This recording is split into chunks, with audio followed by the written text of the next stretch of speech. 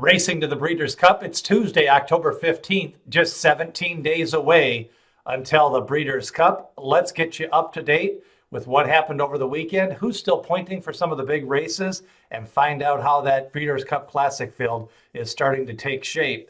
Over the weekend, we saw some juveniles in action on the work tab, starting with the probable favorites, 8 Rings and Dennis Moment, both working Saturday and Monday for the Breeders' Cup Juvenile. Dennis Moment laid down the law first, 5 furlongs and 58 and change with a gallop out and 6 furlongs and 111.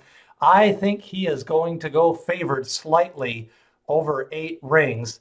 Although the race will be at Santa Anita, I think people are really starting to buy into the Son of Tiz now, and I think Dennis Moment is going to go favored in the Breeders' Cup Juvenile. American Theorem, he'll also be in the race. It looks like he's still pointing. And also getting a couple of works over the Santa Anita surface is Shoplifted for Steve Asmussen. On the juvenile fillies side, it looks like Bast will probably be a slight favorite over British Idiom. And then also receiving a lot of play will probably be the Frizette winner, Wicked Whisper. And those three will take a lot of the majority of the betting dollars. We'll probably have about a 7 or 8 horse field for the juvenile fillies. Now, the Breeders' Cup Dirt Mile still coming into play a little bit. It looks like after a strong workout on Monday, we're going to see Improbable. Improbable is going to point to the Dirt Mile, and this could be his best distance. I have a feeling he's going to run a strong race in that Breeders' Cup Dirt Mile. Meanwhile, we've got the Hog Creek Hustle. He's still pointing for the Breeders' Cup Mile. Still no word on Mitole if he's going to go to the Sprint or the Dirt Mile. Been some rumblings that he may take a look at that mile to back up that mile victory. Promises fulfilled. Looks like we're going to see him in the Breeders' Cup Sprint off that disappointing effort in his most recent race at Keeneland. Catholic Boy ran a disappointing 4th at even money in the Knickerbocker Stakes on Monday. And still no final word if he's going to the Breeders' Cup, although they do say if he does go to the Breeders' Cup, it would be the Breeders' Cup Classic, and the Classic field still starting to take shape now. Looks like we're going to have a full field and maybe even oversubscribed, so that's where it gets interesting. Elate still wants to run in the Breeders' Cup Classic. Math Wizard, he is definitely going for the Classic, and with the win and you're in out of the Pennsylvania Derby, he is in the field. Math Wizard going 3 furlongs and 35 and change over the weekend. He's going to have a couple of more workouts before the Classic. Also going is Owendale, big victory in the Oklahoma Derby.